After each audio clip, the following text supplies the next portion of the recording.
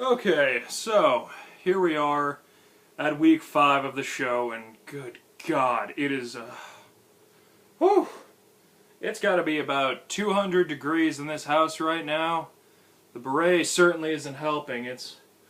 I'm very glad summer's finally here after the just ninth circle of hellish winter we've had, but, whew, it's so hot.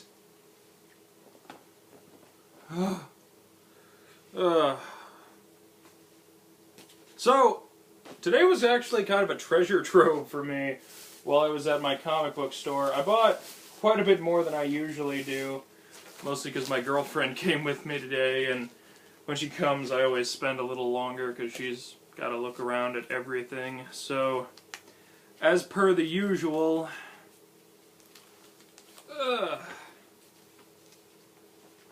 Scribblenauts stuff, issues 3 and 4.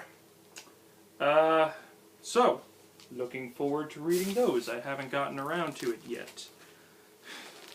Other stuff, I have 3 of the 4 issues of Spider-Man Reign here, which is a comic that gets so much shit and doesn't deserve it. Ugh. But we're not here to talk Spider-Man Reign. So, Scribblenauts comics, looking forward to those. Reading some Spider-Man. I read very little Marvel, actually. Most Marvel is just kind of like... And I feel like I might have said this sometime before, but it's like, it's harder on my eyes. Just like, you know, particularly like 90s Marvel. I can read 90s DC just fine, but 90s Marvel, it's so like Image Comics, Wildstorm... I don't know, there's always way too much going on. So, like, I've got a trade paperback of 90s X-Men comics, but I just can't read them. They hurt my eyes, and I'm sure that's not really the case anymore, but I don't know. I've got some digital copies of Runaways, and now I've got some Spider-Man, too. So I've got a small, very, very small collection of Marvel stuff in comparison to DC. I just like DC better, but I like Marvel too, so it is what it is. So, with that said, in the million-degree heat, Batman Eternal issue 5. What did I think of this one? You know, I can't really put my finger on it. It's weird. Because, like, by all rights, I feel like this should be the issue that really gets me pumped, really makes me, you know, really more excited, but it didn't. It was... I'm gonna say it was the weakest of the 5 issues I've read so far. But, you know, acknowledging openly, that doesn't make it bad. That doesn't make it bad at all. This has been a very good series. I'm still enjoying it a lot. This wasn't a bad issue, it's just I didn't enjoy it as much as I enjoyed the other 4. And I'm not sure I can put my finger on why exactly, because, like... Alright, so plot synopsis. Tim Drake was pretty much the main character of this issue. I said a few weeks ago, I'm a big Tim Drake fan. I am. I've got one of his first limited runs right here. I've got Cry of Huntress right here, across 6 comics. Cry of Huntress was a good story, I like it, and Tim is my favorite Robin, who, you know, fulfills the position of Robin and all that. Tim is my favorite Robin. Stephanie is my favorite character, and you could argue, well, she was a Robin, so wouldn't that make her your favorite Robin? Her tenure as a Robin was so short and so plagued with problems that, no, she's my favorite character, but she's not my favorite Robin. She's my favorite Batgirl. I sincerely hope she's the only spoiler who ever exists. But, no, she's not my favorite Robin. So, anyway. So, Tim's back in Gotham. You know, looking for somewhere to go since they're canceling Teen Titans just so they can relaunch it in July with a slightly more familiar roster. That's stupid. I think that's stupid. And he's been following this virus that it was brought up briefly in the first issue, very briefly, that's coming across inside children, and he reveals that, you know, it's nanobots. I always like nanobots. I'm a fan of nanobots in a good narrative because, like, I don't know, crazy shit goes on when you get nanobots in your story. Nanobots are a nice admission to say, do whatever the hell you want. So I like nanobots, I'm cool with that, and it worked fine here. So he's been investigating cases of children who are infected with these nanobots, and Batman swings in on him, and this is the first comic to address that Dick Grayson is supposedly dead, and he's not. DC has made that clear ahead of time. Thanks! Now I can't be shocked. I don't care. So, Tim feels like Tim Drake in this comic. He feels like, like his trust has certain limits. And Tim was always that kind of character. He was always idealistic for the most part, but at the same time he could only trust someone so far. And he points out, Damian's dead, Dick's dead. Dick's not really dead, but it doesn't matter. So, we were supposed to be the Bat family, we were supposed to be all this, and now look what it's dissolved into. And, man, just like, that's something that should happen. It's good that a character is saying something like that. I'm totally in favor of that. That's all great. So Batman, is mostly pretty quiet on that, and he mostly is just like, let me help you because this is my city too. These are the people I'm worried about. I'm worried about these kids, all that. So Batman's off to do some investigating with regards to this nanobite virus, and for the first prominent time in the series, we got a good, we spent some time with Harper and Cullen Rowe. Maybe that's why I didn't like this issue, and alright, I've mentioned I haven't really read anything from the New 52 prior to Batman Eternal. I haven't. So I have a passing knowledge of Harper Rowe. Just a kid who, was abused by her father, so when she turned 18, she kind of took her younger brother and they moved to the bad part of town. They moved to the Narrows.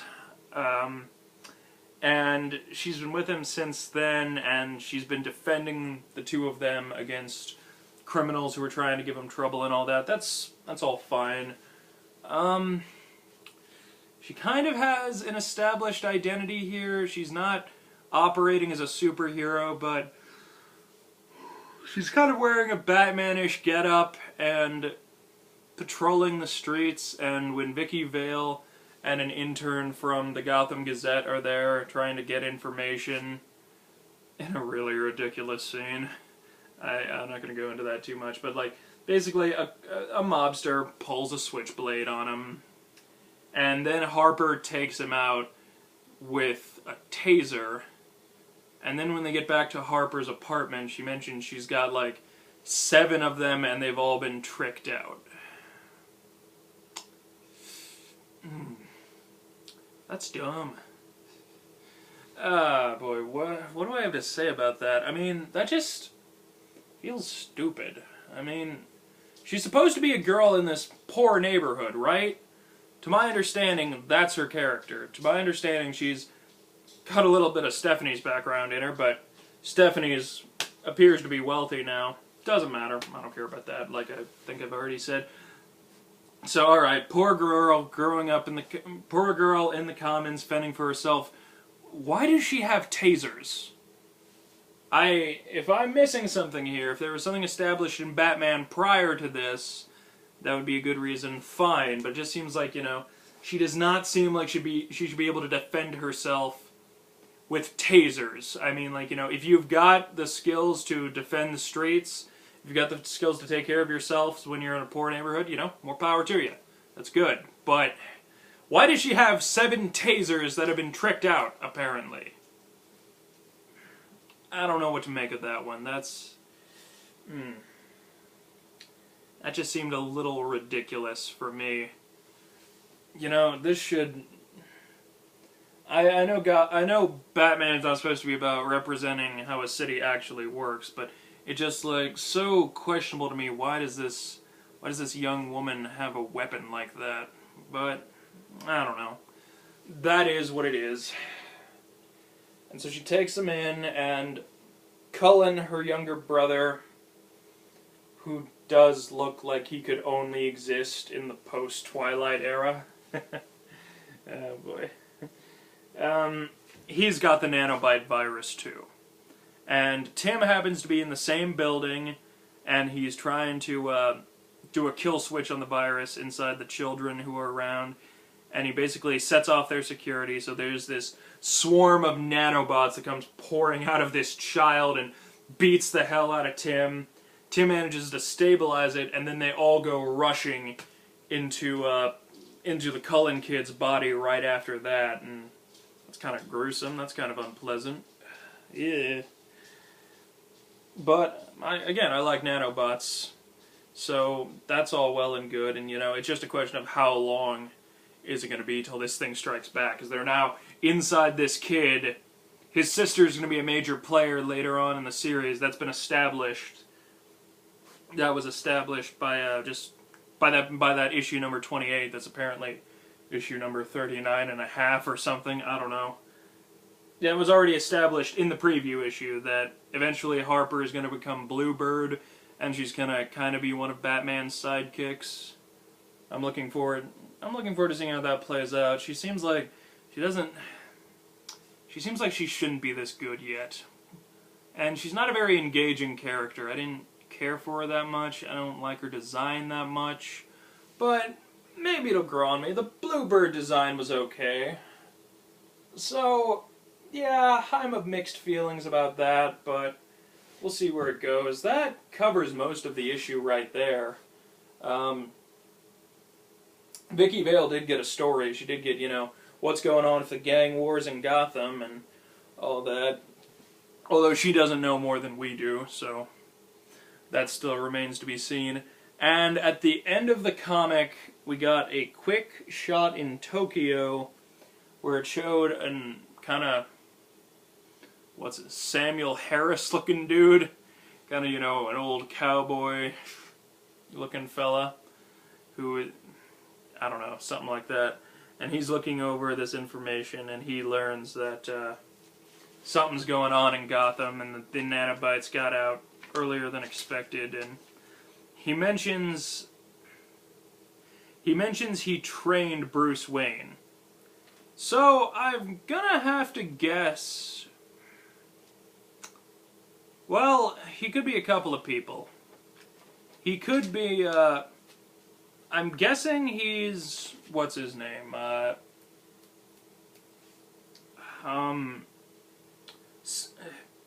Henry Dunkard. I'm guessing he's Dunkard. Just looking at him, he looks like he's Dunkard. He's got a monkey with a mechanical robot hand, so that's interesting. I'm guessing it's Samuel Dunkard. He looks like Samuel Harris. No, I'm not thinking it. I don't think I'm thinking of Samuel Harris. Who am I thinking of? I'm thinking of the stranger from The Big Lebowski. I'll put his name right here in an annotation just to check and double check on it. Maybe it is. I forget. I feel like Sam Harris is one of those annoying staunch atheist dudes, but I forget. Well, he looks like the stranger from The Big Lebowski crossed with Hannibal Chow from Pacific Rim. So, why not? Why not? He's probably Dunkard. I mean, like, if I really wanted to go out on a limb, I mean, he is in Tokyo, so you could argue maybe he's Kurigi, but I highly doubt he's Kurigi. He doesn't look like it. He appears to be, not of Asian descent. What he's doing in Tokyo, I don't know. But, and he's hinting that, he knew what this was and what's going on. So we'll see what develops with maybe Henry Dunkard later. I haven't read 0 Year, so if it's explained there, I have no idea. And it advertises a mad ghost story. Which makes me think, one of the things they promised was, one of the guys who works at the Gotham Gazette did a featurette on the Joker, and he thinks the Joker's coming to get him for it. So, you know, Mad Ghost Story, that would fit. That would be okay. So maybe we'll see some kind of hint of the Joker right here, because Joker hasn't been around. Joker was around during Death of the Family, and that was it. And now I don't own Death of the Family. I don't own that, but I have read it. Most people are of very mixed minds about Death of the Family. It's very much either, you know, the really great return to form Joker story, or the story where Joker got super overpowered and the Batman team is just incompetent as all hell. So I actually exist in a bit of a middle ground. Like, it's too long of a story, too much happens, and yeah, the Joker is pretty overpowered. And then the stupid, like, you know, cutting off his face thing. That's just... It was just unpleasant, and it didn't feel like it did anything. So I didn't care for that. But it has its moments. It has its smart, fun moments. It's dark as all hell. It's nice and grisly, which I'm up for. I like that in my comic books. But, you know, hopefully this is a sign that maybe the Joker will turn up here, and maybe he'll play a role here. I highly doubt the Joker is going to be the big bad guy at the end, because the Joker is not one for, you know, giant plans and burning down the city and all that. It feels a little like Nightfall right now, actually. It feels like we're building to a Nightfall situation, in which, you know, these supervillains have this plan, and they're basically going to wear down Batman for their boss in the shadows. Except whoever he is, he's probably not Bane, because Bane's already been established, and Batman Eternal is probably not the place to just sit down and retell Nightfall. But it's got kind of that feeling to it, and I like that. Nightfall's a good story, so that kind of covers my feeling on this issue. Not bad by any means, just the weakest one we've had thus far, and hopefully the Mad Ghost Story will do a little better. I might have just been bitter that we were spending time away from the main plot threads that I was really getting used to. I was really getting used to the investigation behind Gordon's arrest, and Stephanie's narrative, and the stuff going on with Falcone. So, like, you know, for about 2 or 3 weeks now, those have been kind of our central three, and now I've got this fourth one, and it's tricky. It's surely something that's tricky to pull off in a weekly series, and I'm hopeful that this is for the best. I think it is, but, you know, there's some part of me that says, you know, maybe these should all be handled individually, month by month, but, you know, maybe not. Maybe, I see no reason why it can't work like this. It just, I'm probably going to have to do some refreshing and all that when we have to change from one plot to another. But that's okay, that's okay. I'm still enjoying it. I'm still having fun, and I look forward to the next one. So, thank you guys for joining me once again. I'll see you at comic number 6.